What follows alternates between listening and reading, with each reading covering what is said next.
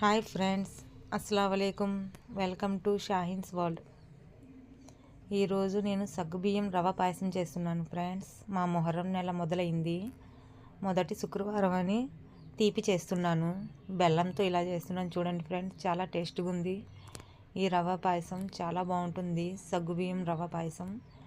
సగ్గుబియ్యాన్ని అయితే నేను 1 గంట ముందు నానబెట్టుకున్నాను ఫ్రెండ్స్. కడిగేసి బాగా నానబెట్టేసి మనకు కావలసినంత వాటర్ వేసేసుకొని బాగా ఉడకనిచ్చాను. సగ్గుబియ్యాన్ని చూసారా ఎలా కనబడుతున్నాయో క్రిస్టల్గా. ఇప్పుడేమో అందులో బెల్లం దంచుకుని వేసుకోవాలి ఫ్రెండ్స్. మనం బెల్లం అనేది ముందుగానే వేసేసుకోవాలి, ఎందుకంటే పాలు వేసిన తర్వాత బెల్లం వేసి కలుపుతూ ఉంటే అవి పాలు అనేది ఇరిగిపోతాయి. బాగా మరిగిపోయినాయి. సగ్గుబియ్యం బెల్లం బాగా కరిగిపోయింది. ఇప్పుడు ఒక 1/2 కప్పు బొంబాయి రవ్వని యాడ్ చేస్తున్నాను. కలుపుకుంటూ వేసుకోవాలి ఫ్రెండ్స్, లేకపోతే గడ్డలు కట్టుకుంటాయి. ఒక చిన్న గిన్నె తీసుకొని 3 స్పూన్ల నెయ్యి వేసుకున్నాను. నెయ్యి బాగా వేడెక్కినాక అందులో జీడిపప్పును యాలకులు దంచేసుకున్నాను ఫ్రెండ్స్. కొద్దిగా బాగా వేయించుకున్నాను. చూసారా ఎలా ఉందో. మా మొహర్రం నెల ఫ్రెండ్స్ ఇది.